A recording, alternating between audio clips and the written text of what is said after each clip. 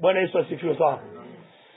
Tunajifunza kitu kinaitwa jini maaba. Jini maaba. Watu wengi hawafahamu kuhusu habari za jini maaba. Lakini watu wengi wanapitia maumivu na mateso ya majini maaba. Ndio nimeshaanza somo hivyo. Watu wengi wafahamu kabisa habari za madude, lakini watu wengi tunapitia kwenye maumivu na tocha ya majini maaba.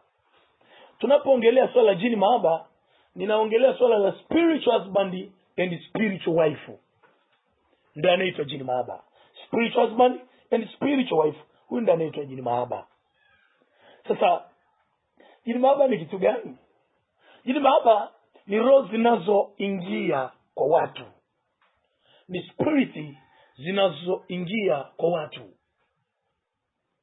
Ni roho zinazoingia kwa watu. Lakini pia tunaposema, nimekwambia tunaposema kwamba tunapoongelea tunasema jini maaba, anamaanisha spiritual husband na spiritual wife. Maana ya spiritual wife na spiritual husband, huyu tunaita ni mwanaume wa kiroho na mwanamke wa nini?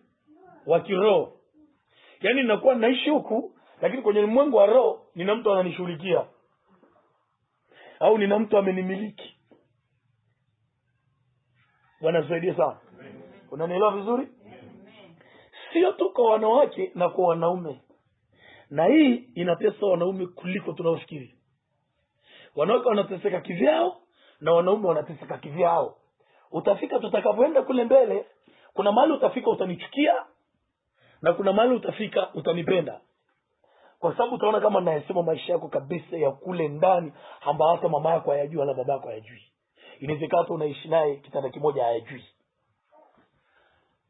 So, hizi ni roho zinazofanya kazi kwa upande wa ibilisi. Upande wa shetani. Ni roho zinazofanya kazi kwa upande wa shetani au kwa upande wa ibilisi. Kama ni ya kike inamfuata nani? Na kama ni ya kiume inamfuata nani? Tunaelewana vizuri hapo eh? Hapo umenielewa? Kwa tunapoongelea majini maaba tunaongelea mwanaume na mwanamke wa kiroho. Si ndio jamani eh? Haya.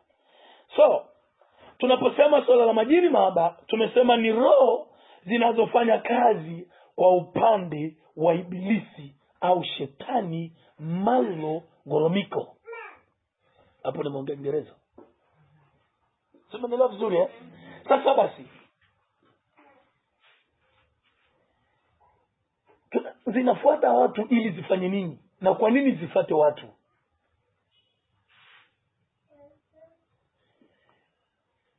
Lengo lao kubwa ni kutengeneza uhusiano na watu, lakini lengo kubwa ni kuharibu maisha ya watu. Ndio target kubwa ya majini maaba. Haya, hiyo ni introduction. Na leo naenda kama mwalimu kabisa. Chanzo au sababu za majini maaba. Kumiliki watu, kupossess au kumiliki watu. Chanzo cha majini maaba ni nini? Tuangalie sosi. Chanzo chake ni nini? Number 1. Tuko pamoja? Number 1. Chanzo au haya majini maaba, chanzo chake kikubwa cha kwanza ni kwa njia ya kurithi. Hapa ndiko tatizo. Zamani nilikuwa nasikia jini maaba, nilikuwa nasikia ni mtu anatupiwa liro, anakuwa malaya sana. Sijui hata ulikuwa unaelewa. Au ulikuwa unaelewa hata hivyo sijui. Umeitia tu. Lakini mimi nilikuwa nasikia mtu akisema, "Wewe una jini maaba wewe." Inaonekana huyo nani? Malaya kweli kweli. Si ndio? Nimekwambia leo sintoona aibu. Wewe niangalie kwa huruma. Mimi nitanyorosha kila kitu. Na ashukuru Mungu mimi ni mwalimu wa sayansi. Sasa nilikuwa nikisikia mtu akisema jini maaba, Mimi nilijua ni mtu ametupeli roho atembee na wanawake wengi, atembee na wanaume. Kumbe sio hapo tu, bado ina mwendo mrefu, ina umbali wake, si ndio? Sasa anasema chanzo au sababu ya majini mahaba kutesa watu au kumiliki watu, ya kwanza tumesema ni kwa njia ya kurithi. Tukisema kwa njia ya kurithi, tunaangalia, tunarudi kwenye our culture, tunarudi kwenye mila zetu, tunarudi kwenye tamaduni zetu. Mababu zetu na mabibi zetu, wao walichokuwa wanakifanya, kwa wale ambao tumepitia kwenye witchcraft society, kama bibi, babu, whatever, walikuwa waganga, walikuwa wachawi. Lakini kwa namna yote kile kilichokuwa kinafanyika, walikuwa wanaenda kwenye mto, wanaenda baharini, wanaenda kwenye maziwa, wanaenda kwenye mabawa ya maji yale ya maji, wanasimama pale. Kama mimi ni babu naongea na spirit, maybe naongea na spirit ya kike, naiambia watoto wote watakaozaliwa kwenye ukoo, watoto wote wa kiume nitakupa, watakuwa wa kwako. Narudia tena, hii tunavyosema kurithi, njia ya kurithi ilikuwa ni pale ambako mababu zetu, mabibi zetu walivyokuwa wanaenda wanaongea na yale spirits baharini, kwa sababu walikuwa na vitu vyao. Mtu ambaye ameamua kuwa mchawi na ameua watu, wafanya vitu vingi, kuna patano aliingia na kuzimu, so lazima aseme ataswalini ili apewe kitu fulani. Lakini automatically wao sometimes walikuwa wanaenda wanakabidhi watoto kwa wale spirits. Kwa anaenda bibi au babu whatever, wote atakaenda, kama ataongea na spirit ya kiume na roho ya kiume, anaiambia watoto wote wa kiume watakaozaliwa huku wote watakuwa ni wa kwako. Kwa hiyo nikizaliwa kule tayari mimi kuna mali nimeshakabidhiwa, kwa hiyo tayari nina mke, simeelewa tayari niko hold, nimeshamiliki siku nyingi sana. Hao walisema watoto wote wa kiume watakaozaliwa humu wote, hapo anaongea na spirit ya kike, anaiambia watoto wa kiume watakaozaliwa huku wote watakuwa ni wa kwako, nimekupatia. Au anapoongea na spirit ya kiume, anaambia watoto wa kike watakaozaliwa huku wote watakuwa. Akiongea na spirit ya kike anawakabidhi akiongea na spirit ya kiume anawakabidhi tuko sawa? Sasa njia moja hapo au chanzo moja hapo cha majini mahaba kwenye maisha ya watu ni kwa njia ya kurithi, kwamba unakuta mababu na mabibi walitukabidhi, kwa hiyo wakaturithisha vile vitu. Ndio maana sometimes angalia, wakati unaombea mtu unasikia Biblia linakwambia huyu huwezi kumfungua, huyu ni wa kwetu, tulikabidhiwa miaka 500 miaka 300 iliyopita, kwa hiyo huyu ni wa kwetu automatically huyu. Na mara nyingi wale ambao utakuta mababu zao walikuwa wachawi au walikuna kizazi hicho kilitokeaga, kwa sababu walikabidhingi. Unapokuja kumwambia mtu limzimu, unaona kwa maana mzimu ni sawa, inaweza kuwa una fight na limzimu, lakini nyuma kuna roho nyingine, spiritual husband or spiritual wife. Na nilo vizuri. Kwa hiyo unapokuja mtu anakuambia wewe uniwezi, wewe na ukiliangalia ni jeuri. Kwa sababu gani? Nini kinalipa jeuri? Linawezekana lina miaka kadhaa kwenye hicho kizazi. Mtu anakuambia hao tulikabidhiwa miaka 300. Wewe miaka 300 ni ipi? Maana kuna mtu alifanyaga huko nyuma mpaka unaweza kujisi mimi na mapepo nani alinilogaga.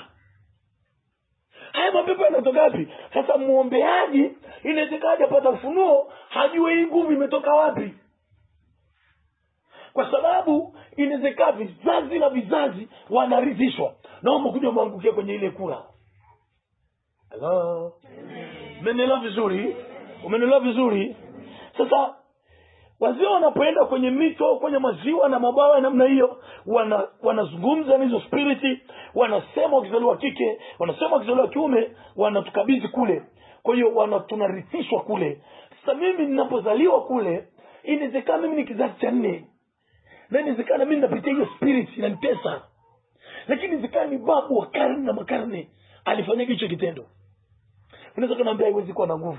Sawa, haiwezi kuwa na nguvu basi. Bora sasa unapitia hapo. Bwana asaidie sana. Bwana asaidie sana.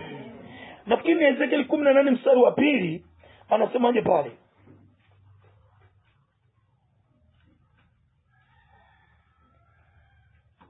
Yaani ukisikia pepo linakwambia huyu ni wa kwetu, tumepewa miaka kadhaa iliyopita, hapo kuna spiritual husband, spiritual wife. Babu alikabidhi. Kwa hiyo ni vitu vinasafiri. Mtoto wako akizaliwa analo, na akizaa analo, kwa sababu ni kitu cha kurithi. Ezekiel 18 mstari wa 2. Yeah. Je, maana yake ni nini hata mkatumie? Maana yake ni nini hata mkatumie mithali katika Israeli? Katika Israeli. Mkisema Ezekiel 18:2. Wamekula zabibu mbichi. Watoto wamekula zabibu mbichi, nao watoto wakatiwa ganzi. Kumbe sasa anasema wamekula zabibu mbichi, nao watoto wametiwa ganzi. Maana yake nini? Mababa wamefanya mambo, lakini wanakuja kuumia ni nani? Ni watoto. Mimi niliwahi kusikia kwenye redio moja, bibi anasema alifiwa na mwanaume wake toka mwaka 89, lakini jini mahaba linamtesa mpaka 2021. Bibi, unajiuliza bibi kama huyu, kwa nini jini linapotani kwa huyu bibi? Ni kwa sababu ni ya kurithi. Kwa hiyo unakuta kwenye familia, na nikwambia nisikilize vizuri. Nakwambia kuna mahali utanipenda, kuna mahali utanichukia. Unaweza kukuta kwenye familia wote wanapitia humu, kwa sababu ni kitu cha kufanya nini? Ya kurithi. Sasa tunaendelea kujifunza sosi, usibaki tu kwenye chanzo kimoja. Inawezekana mimi babu yangu au whatever alifanya kizazi cha nyuma, alienda akasema mimi bwana, mimi nipeni vitu au whatever, mimi watoto wote watakazaliwa kwenye ukoo wa kiume mimi ndio wakabidhi. Kwa hiyo unakuta watoto wa kiume ndio wanapitia, au akasema watoto wa kike. Unaweza ukafika ukakuta, tutaenda kuangalia kule mbele, unaweza kukuta watoto wa kike wote kwenye familia kila akijifungua lazima wafanywe operation. Kwa hiyo unakuta wote wamefanywa operation. Yaani wa kike wote wamefanywa operation. Wote wameanza kutoa damu kwenye familia. Au unakuta wote wamekwambia tufanywe operation. Wote tumetolewa mauvimbe. Wote wa kike wamefanywa operation za ajabu. Ni nini? Kuna kitu cha kurithi ambacho kilifanyika. Sifundishi roho za umaskini za kurithi, nafundisha vyanzo vya dini baba. Cha kwanza tumesema nini? Ni kurithi. Kitu chochote unachokirithi, kama kilivyofanya juzi ndivyo kitafanya leo. Na maanisha kama kilivyofanya kwa yule mtangulizi ndivyo kitaendelea kufanya kwa wanaokuja. Kilivyoadhibu babu, kilivyomwadhibu bibi, kilivyomwadhibu mama, kilivyomwadhibu baba, ndivyo kitamwadhibu mtoto, na ndivyo kitakuja kumwadhibu mjukuu. No changes. Safari ni ile. Bwana asaidie sana. Njia namba 2.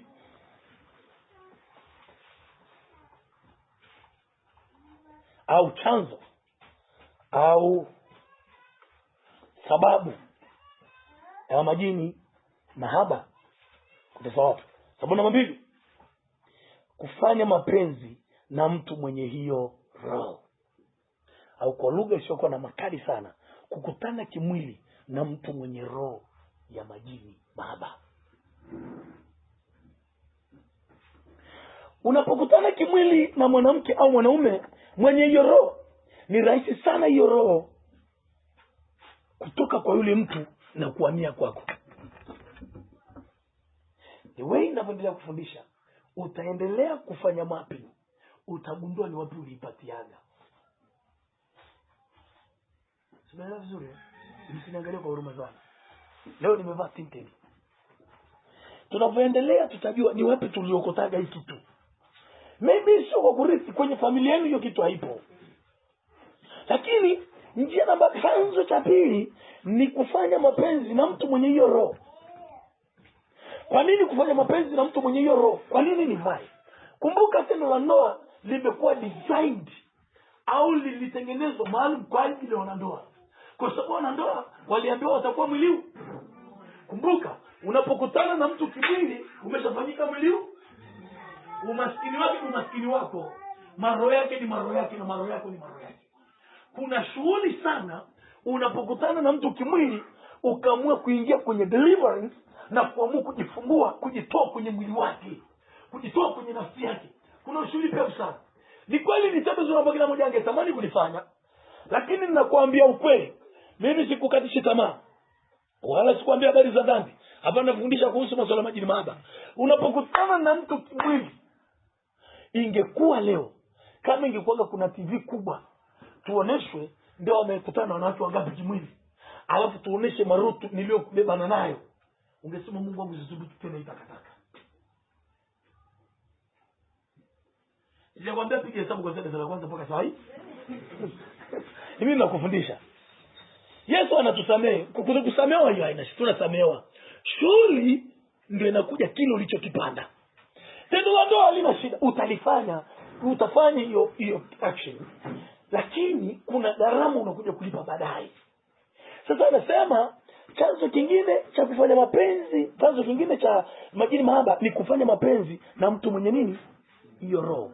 Unapolala na mtu mwenye hiyo spirit, ile roho ni rahisi kuamua kwa yule mtu, alafu ikakubali. Haya, nitatoa mfano mrahisi. Hujawahi kuona mwanaume mwanamke walioana?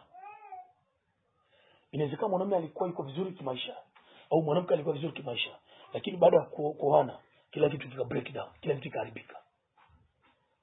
Inaweza ikapelekea hata mmoja akafa kwenye ndoa. Tutakuja kuangalia kule mbele. Au mimi nishasikia jamaa wengi wananiambia kwa nini nafanya maombezi. Kwa hiyo niko kwenye ukumbi kama huu, mtu anakuja ananiambia pastor niombee sala ya toba. Yaani niliingia biashara asubuhi, kuna mwanamke nililala naye jana, nimeingia nataka saa hii jioni nafunga biashara leo, kunitokea sijauza hata nuru. Kuna kitu aliondoka nacho kutoka wapi? Kutoka pale. Ninawafundisha siwatishi. Lakini lazima ukweli kueleze. Usiogope tu kwamba yani usiseme Mungu nitatubu, ni sawa utatubu. Lakini nikwambie kitu, katika vitu mahali ambako ni pachafu na pabaya, soma Wakorintho wa kwanza 6:16. Wakorintho wa kwanza 16, Wakorintho wa kwanza 6:16.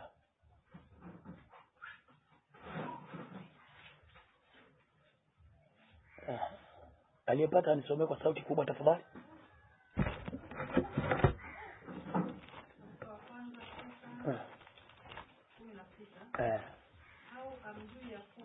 Au amjui ya kuwa ongeza sauti kidogo. Au amjui ya kuwa yeye aliyeumbwa bwana, aliyeungwa na kahaba ni mwili mmoja naye. Maana asema wale wawili watakuwa mwili huu. Hivi mtu anakuwa mwili mmoja wapi? Wajua ni saa ngapi unakuwa mwili mmoja? Tunaunganika wapi? Wakati tunaunganikaje kwa vile? Wakati tunaunganikaje? Kwa sababu anasema hiyo 6:16 sema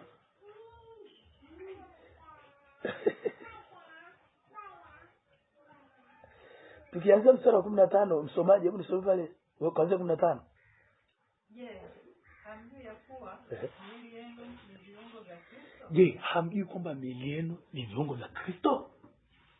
Hii miili yetu ni viungo vya nini? Vya Kristo.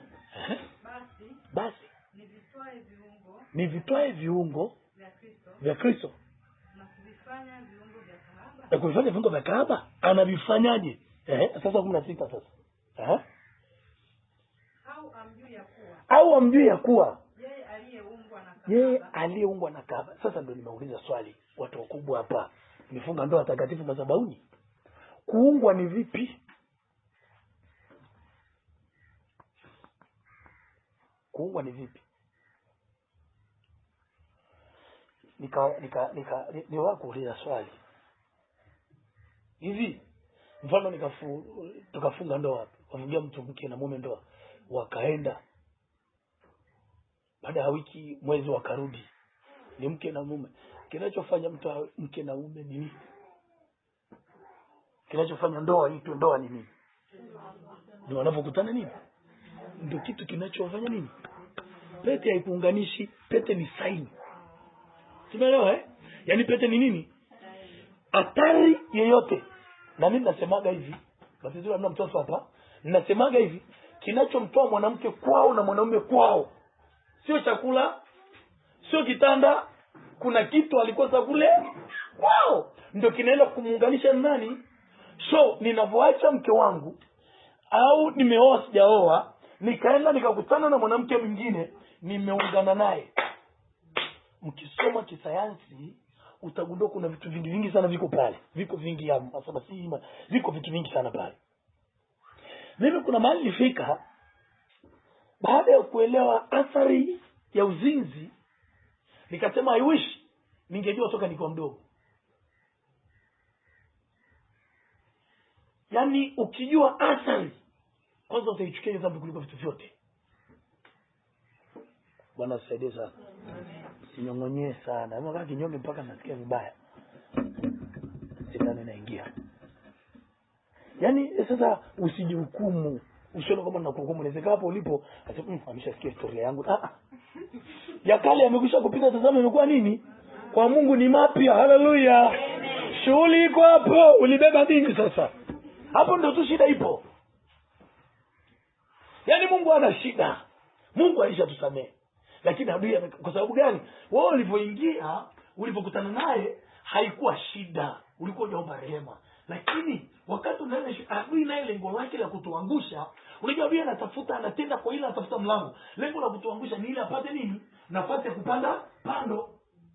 Tunaelewa vizuri Kwa anasema sometimes chanzo kingine cha hizi roho za majini mahaba ni kukutana kimwili. Kwa sababu aliyelala na kahaba amekwisha kuungana nao. Kahaba. Tunaishi kwa neema. Tunaenda. Kuna picha moja iliwahi kuona kwenye mtandao. Wakaonyesha nafsi ya mtu ilipobeba vichwa vya watu wengi waliolala nao. Yaani vitu vingi.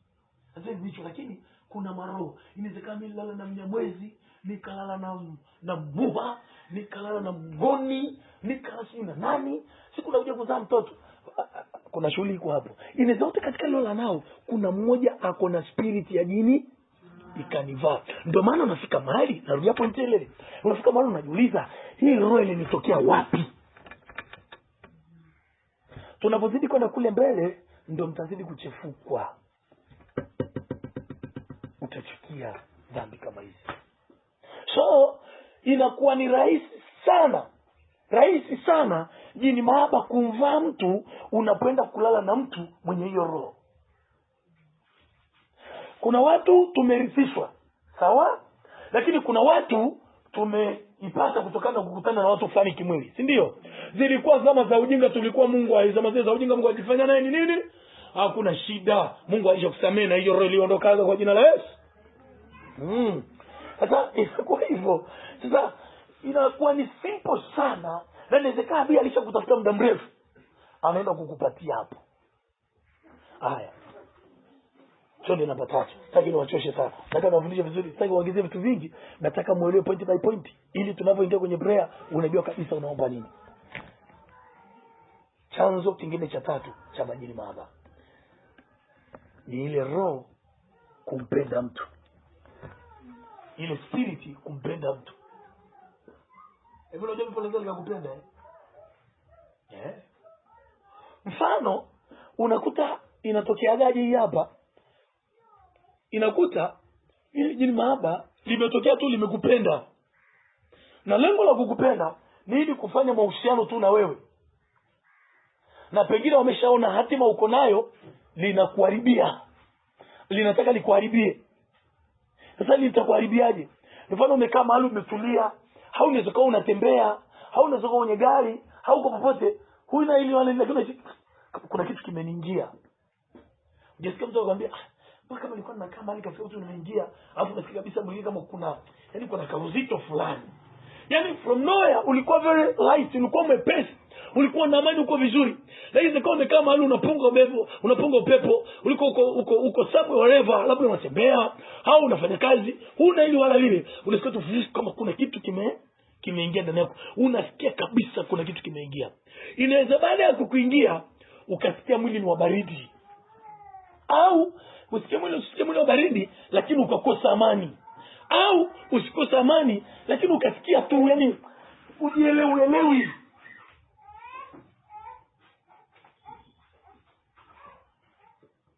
Ulisikia mtu anakupa hiyo historia?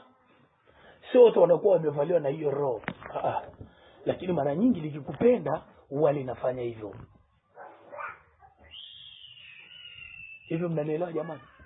Yaani likupenda tu linakuta tu limekuingia, alafu kama ni wa kiume, amemwingia wa kike, linakufanya kuwa mke wake. Kama ni la kiume la kike limemwingia wa kiume, linamfanya kuwa mume wake. Na huwezi kukataa. Labda ukuta unajua kupigana vita.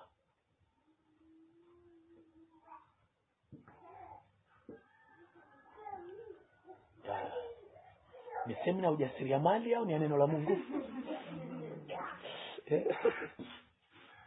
Bwana asifiwe sana. Namba 4. Hiyo nisikilize vizuri. Kuangalia pornography au kuangalia picha za ngono.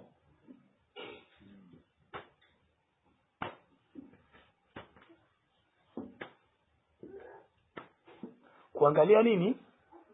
Picha za ngono.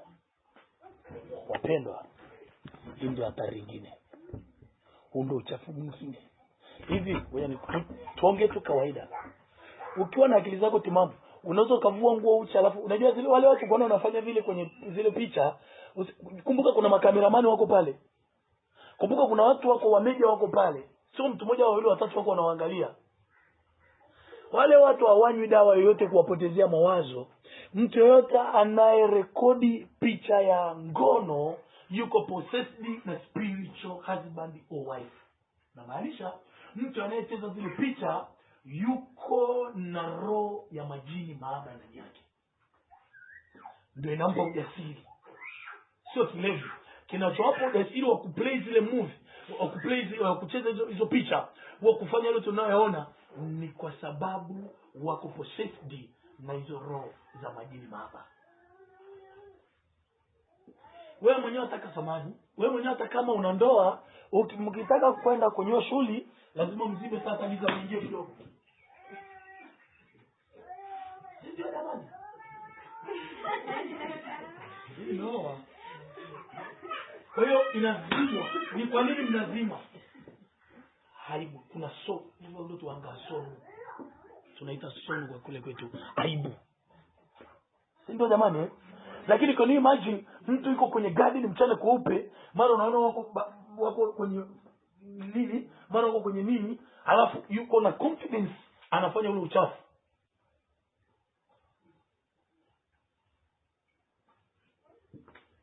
Chungaji. Uliacha wako shuleni au niko nao? Nataka unaelewe vizuri. So yoyote anayeplay ile movie amekuwa yuko amemilikiwa na roho ya jini maaba. Jini maaba ndilo linalofanya wanakuwa na ule ujasiri. So unapoangalia ile picha, ile roho inakuingia. Ikisha kuingia unakuwa addicted. Kuwa addicted kwa Kiswahili nini? Kuathirika. Ukishaathirika kuangalia ile picha huwezi kuacha. Ngoja niwape mfano. Kuna rafiki yangu mmoja kwa ameoa, ambao uko mbele tutakuja kufundisha hiyo hapo pia. Walivyoana wakawa kama waifu hana hisia. Kwa hiyo ikabidi waende wakanunue ile picha waje wakaangalie ili mama apate ashiki. Ile ndoa ilivunjika sekunde. Kwa sababu ukishakuwa mwathirika unapoangalia zile picha na wewe utatamani kufanya kama umejulia wapi? Mimi si mwalimu. Yana kuna maswali mengi mnajiuliza. Alijulia wapi? Mimi nilishangaa juzi walisema Tanzania sio wamefunga nini hizo picha. Kuna kitu kinapita. Watu wakawa wanalalamika, nikasema Mungu wangu, shetani anawatenda kazi wengi duniani. Mtu analalamika kabisa wametufungia nini? Waachie picha hizo. So ujue kwamba shetani yuko nini? Kwa kazini. Kuna mtu hawezi kulala usiku hajaangalia picha za Xbox Live. Hiyo ni hatari kuliko tunafanya nini? Tunafikiri.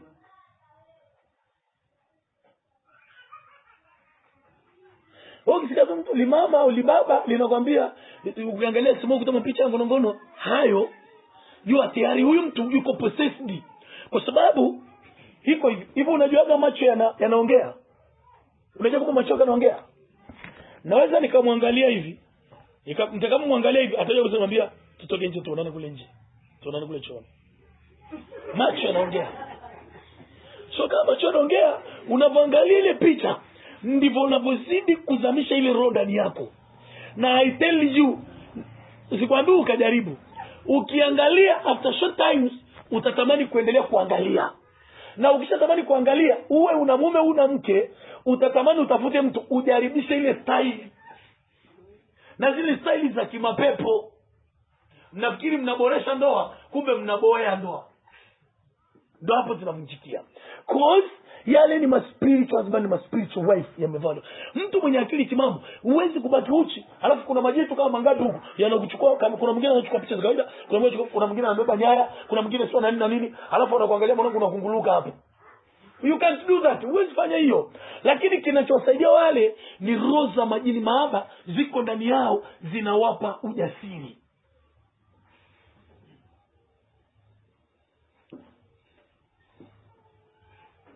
Haleluya. Tunaelewana? Kuna mtu akiangalia picha kwenye mtandao, akiona tu mwanamke amevua nguo akaacha vichuchu nje, hajaviacha nje, au amevaa tu vile vichuchu naita bikini, si bikini. Unakuta ni mwanaume linaangalia. Kuna something wrong there. Sio yeye. Na kuzini kuna kitu kinaitwa manual sex. Yaani kuzini sio lazima hata uelewe tu kwa meno, na wanaume Mungu amewajalia. Akiangalia tu tayari.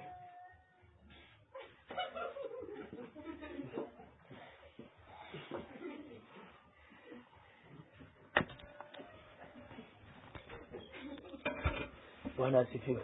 Shetani anapambana kuliangusha kanisa, si kawaida.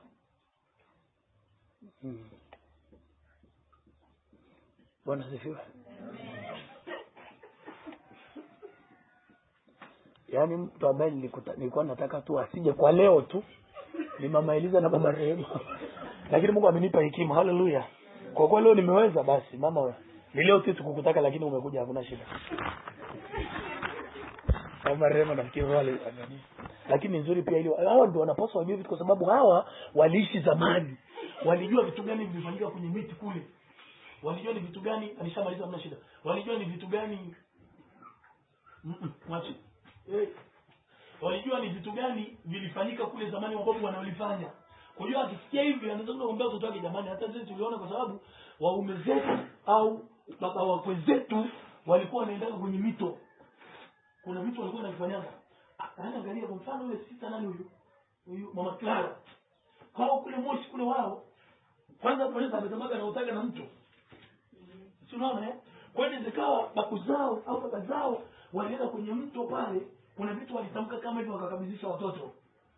Tumeelewa Kwa hiyo wazee kama wao kujua hivi nataka moyo sasa.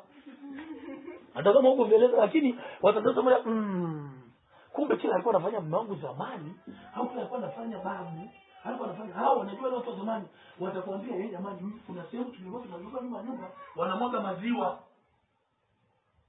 Wakati wanamwaga walikuwa wanyamazi, walikuwa wanasema maneno, walikuwa wanaenda baharini, wanaenda kwenye mito au kwenye milima. Kwa mfano kama Meru hakuna mto, walikuwa wanaenda kwenye mlima kule. Kuna vitu vingi walikuwa wanafanya mle kama vitu kama hivi. Kwa wazee kama wao wakijua, kwa mfano yule Mama Kirema au Mama Kirasi, mkaza wale sio wametoka Mbeya wale. Sio wenye kiu sawa. Sio mkasaka nani? Baba yako. Kwa nini tumejina na baba yako? Aha. Yeye ni mtu wapi? Kachina. Okay, anyway. Sasa kuna makabila mengi ambao wao wanajua kabisa automatically. Mpaka leo kuna vitu wao wanafanyaga baharini au kwenye mito yao huko vijijini kwa maporini, si ndio eh? Kwa hiyo sio mbaya, ni kama tu imekuja kwa staili. So tunasema kwa kuangalia nini?